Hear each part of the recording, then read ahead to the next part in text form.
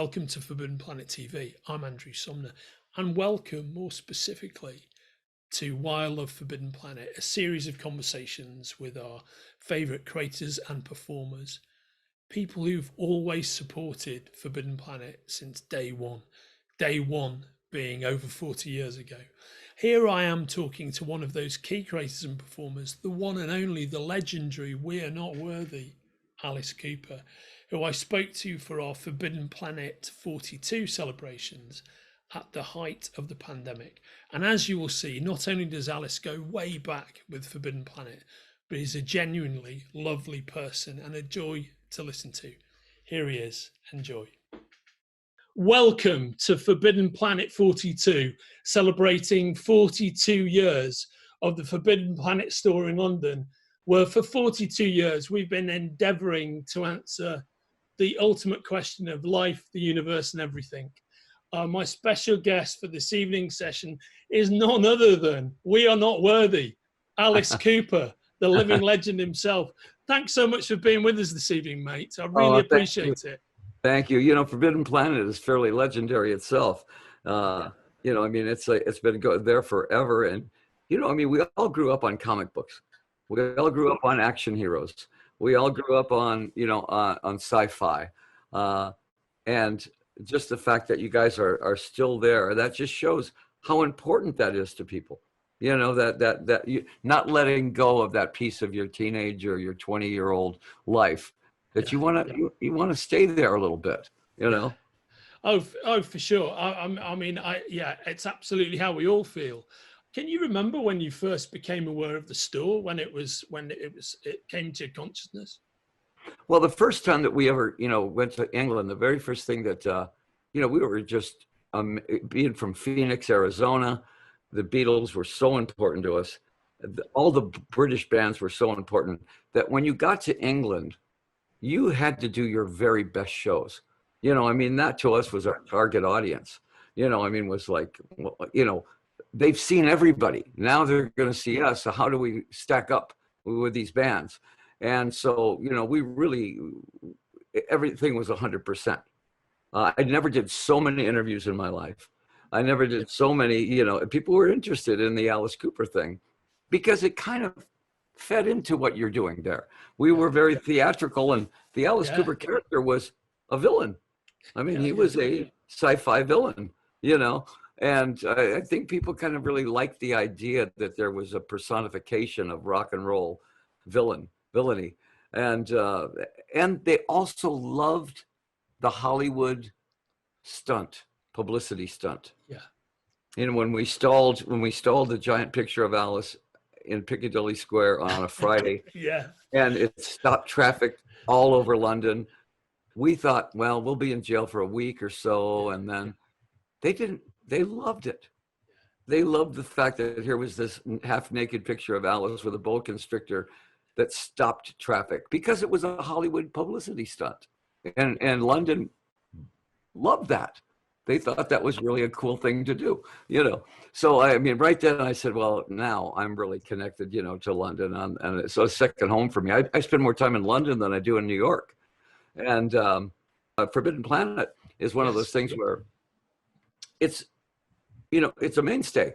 It's like the Hard Rock. It's like, you know, you go to all these certain places, and Forbidden Planet's one of those places that's a mainstay. Yeah. Oh, thank you. I mean, we appreciate that, and it's great hearing you say it. And that's what we do find. You know, Forbidden Planet's famous. It's a tourist destination in and of itself, which I think is a beautiful thing. When you did and I'd like to talk about this book a little bit later, actually. When you did your signing with Neil Gaiman for The Last Temptation, how did you find that? Well, you know, first of all, we felt very comfortable doing it because, you know, I knew I fit right in, you know, to Forbidden Planet. And there was this curiosity about Alice, even at that point. That was 1991. We had already, but they, you know, they tried to ban us there in 72, you know, Leo Absey and, you know, and that whole thing, which got an enormous amount of publicity, which was great. Right on. And I think after people saw the 76 show, Welcome to My Nightmare, basically goth was born right Yeah, then. absolutely. Because the next time I went back there, all the kids were wearing top hats and they had black under their eyes, Yeah, and they were wearing, because it was very fashionable then. yeah. The Alice Cooper sort of goth look was in, and so I've always kind of felt that to make an impression. And where else would you do a signing for The Last Temptation, which was going to be not just an album, but it was going to be a show, stage show, and it was also going to be a comic book that Neil Gaiman and I wrote together. Neil and I, I just saw him on the last tour. Oh, He came in fantastic. on the last tour. I saw him down in New Zealand, Yeah. and actually, kind of like fiddling around with something else right now that we're doing. Oh, great. Oh, Could be fantastic. something else. Yeah, could be something else coming up, Yeah. which would be cool. But Neil's so great because I would be calling him. He lived in Wisconsin then, and I could only call him between the hours of midnight and 6 a.m. And I said, "So, are you a vampire, or nobody ever sees you during the day?" And he says, "No, I do all my writing at night, and that's when I'm up and going." He is such a great character. He is such a really lives, and is such a creative brain. That having him on that project was great. And then, of course, in the underground world of comic books, Neil Gaiman is Spielberg. I mean, he's as big as anybody ever in that world. So us two together at the Forbidden Planet was a pretty phenomenal night, Oh yeah, that's a legendary signing for us, and it's one of the things that when people get into their memories about the history of the store, that is one of the legendary, top one or two signings that people ever remember. It was such a great moment. Yeah. And since then, Comic-Cons have been born since then. That might have been sort of the first Comic-Con, only because people came there to see the two authors of this kind of movement or whatever it was. And then after that, I've done hundreds of Comic-Cons now, and some with Neil, some with all the great characters that you feature there. And I think it might have been sort of a beginning of that, of people seeing how many people were really connected to Forbidden Planet and connected to the sci-fi horror world, Yeah, no, absolutely. Something I wanted to ask you about, I've always wanted to ask you this question. So your real given middle name is Damon, which I read once that you're named after Damon Runyon. Yes. Yeah? And are you a Runyon fan? Are you? Well, my dad was a big Damon Runyon fan, and the Thin Man and that whole era, and I was very affected by that myself. The movies I used to watch, in fact, Cheryl and I used to check in as Nick and Nora Charles. Oh, fantastic! Brilliant. And only very few people would go, "Oh, yeah, William Powell, Myrna Loy." Yeah, I'm sort of a trivia expert on sort of that era. Yeah. And so Damon Runyon and Dashiell Hammett. Of course, well, my son's name is Dash. Yeah, brilliant. After Dashiell Hammett. Yeah. So I kind of continued my dad's thing. I'm Damon Runyon, my son's Dashiell Hammett, on and on. I love it. That's such a beautiful thing. And the thing about the Thin Man movies, Nick and Nora Charles, those things, they really hold up today when you watch them. Oh, that's absolutely. Tremendously enjoyable. Yeah, we have a Turner classic movies here. Yeah. And they'll have a whole day of just Thin Man movies. Yeah. And I go ahead and record all of them, and they really hold up. Yes. I'm afraid for them to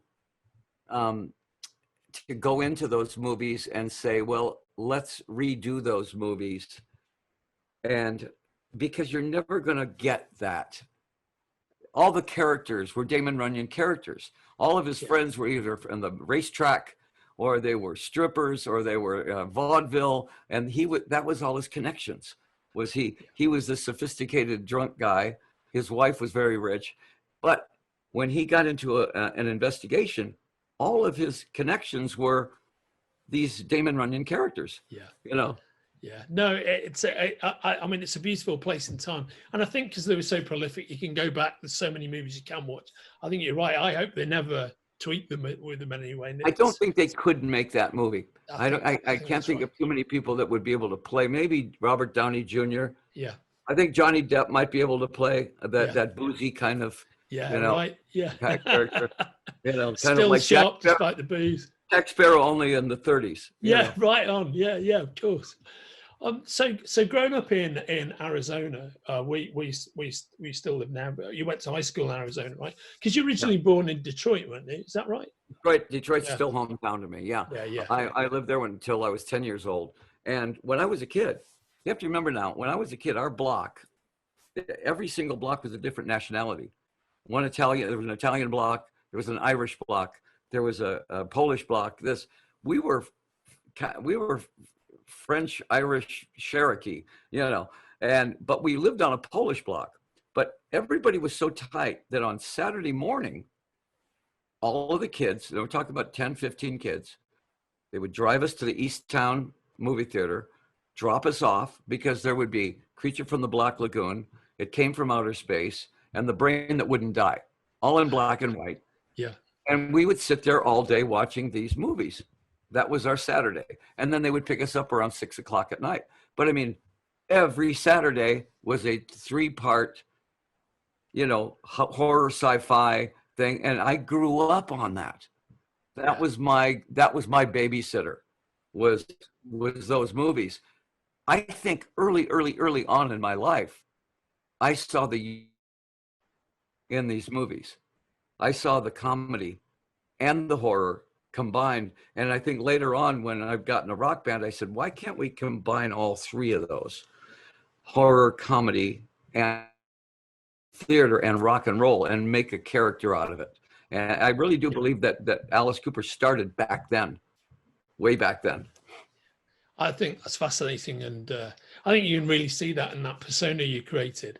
So with when you look back on everything you've achieved and the theatricality you really introduced into rock and roll, that other people grabbed hold of as well. It became such a big thing, but you're there as the sun source of all that. When you look back on all those, those great albums from the early 70s, School's Out, $1 Billion Babies, which I mentioned before, and then, sort of Poison and Trash in the late 80s, and the whole, the incredible touring career you've had. When you look back on all of that, on everything you've done and the cross-media presence that you've got, what are the big highlights for you? What are the things you look at and, that you're personally the most proud of? Well, the thing, the visual part of it's very, very easy. I mean, people love sensationalism, and that's what Alice Cooper gave them. We never did a show that people didn't walk out going, wow, well, I wasn't expecting that, or that was something I didn't, But the crux of all of it, the heart of all of it, how good are the songs? How good is the band? So we would spend 9 hours in a 10-hour rehearsal, 9 hours on the music, because we were up against Led Zeppelin. We were up against the Rolling Stones. We were up against the bands Zeppelin came up when we did, and Pink Floyd did. But when we look at who we looked up to, as far as the Stones and the Yardbirds and the Kinks and those bands, those were the bands that kind of created our music. And we just added a little West Side Story to that, and we added a little bit of James Bond to that, and we added a little bit of horror to that, and created this character. But, if you don't have the songs, you don't have the show. Other than that, you're a puppet show up there, and you won't last. People actually come to hear the songs.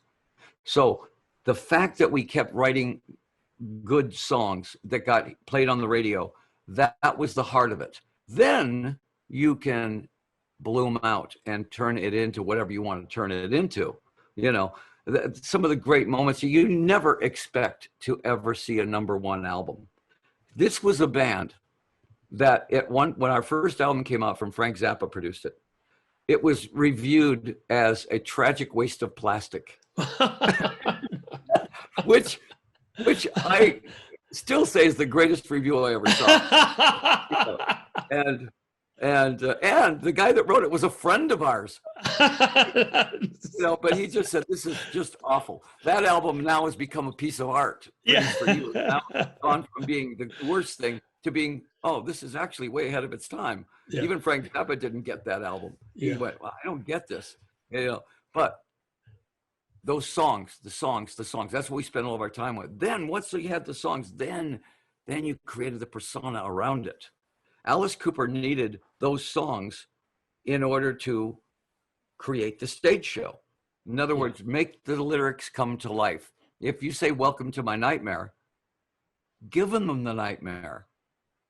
Spend the money, spend the time on the production, and actually give the audience the nightmare. If you say Cold Ethel and she's dead and she lives in a refrigerator, well, then you have to have that on stage. Yeah, of course. So when I look at it, and the things I'm most proud of, I think, is getting a number one record that was recorded, by the way, at Morgan Studios, $1 Billion Babies, and School's Out in London. And then the fact that the longevity of the career, I mean, we're still touring, and selling out the places. And now at 72, I've got the Hollywood Vampires. Yeah, of course. With Depp and Joe Perry, and that band is as good as my band. Yeah. So now I'm touring with two touring. the Vampires aren't as theatrical. Yeah. That band has something in it that kind of exudes that, because we all have little marks on our necks, here, but the band is killer. And it's dark. And Christopher Lee, by the way, opens up the show. Oh, he fantastic. reads Bram Stoker's Dracula. Brilliant. And it's the very last thing that he did before he passed away. Oh, how lovely. And was that something did you get Christopher to do that? Was that Johnny had just done this movie. Well, Johnny and I just did a movie with him, Dark Shadows. Oh yeah, of course. Yeah. That we did there I in was London. going to ask you about that. Yeah. We did that in London. And while we did it, we asked Christopher, if he could just, because we wanted to end it with, listen to them, children of the night, what music they make. That was the opening of the show. But I mean, how do you when you open the show with Christopher Lee's voice? Yeah, right. Come on, that's too good to believe. And that actually was the very last thing that I think that he did professionally was that overdub for us.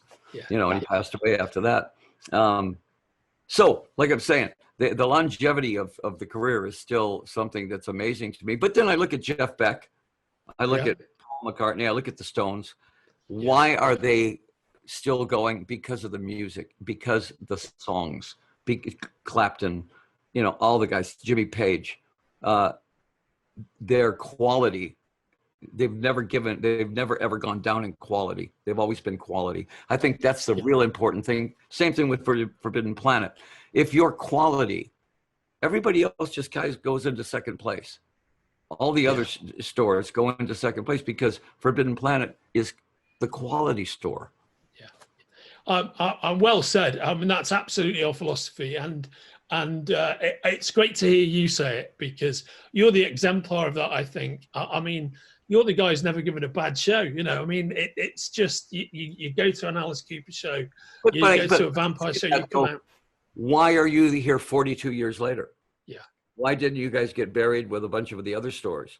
Because somebody there understands it, and somebody there knows how to keep it going to the point where people go there because they know it's going to be right. No, absolutely, and that's a metaphor for life, isn't it? That's the way you've got to approach your life, and you've got to lead it. Certain actors are there forever.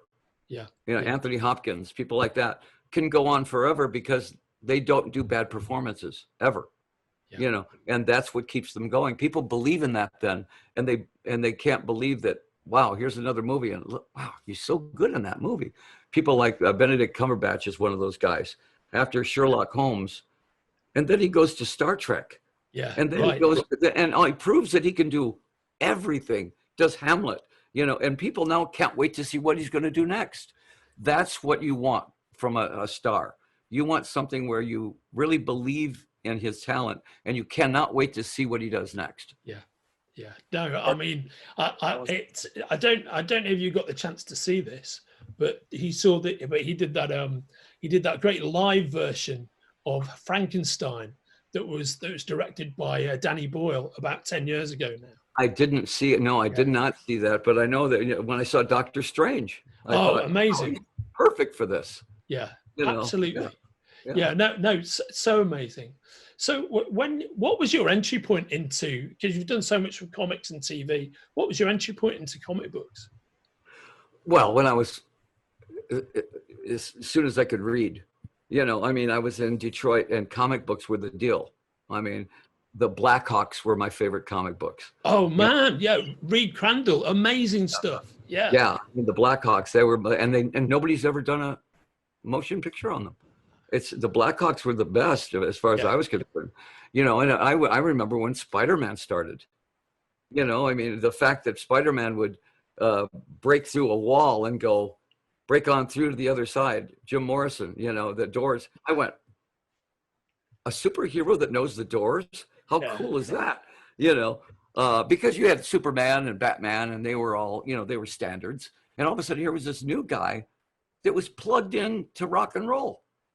And I thought, wow, how cool is that? But I had literally boxes of comic books, everything from Archie to, you know, the Creeping Unknown, and, you know, these ridiculous ones. I wish I still had them. They'd be worth billions of dollars.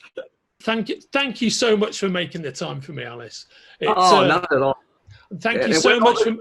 When this thing all blows over, and it will, Yeah.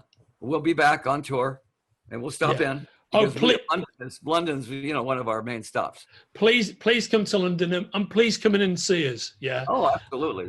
Yeah, absolutely. Thank you Maybe so the much. Vampires will do something there.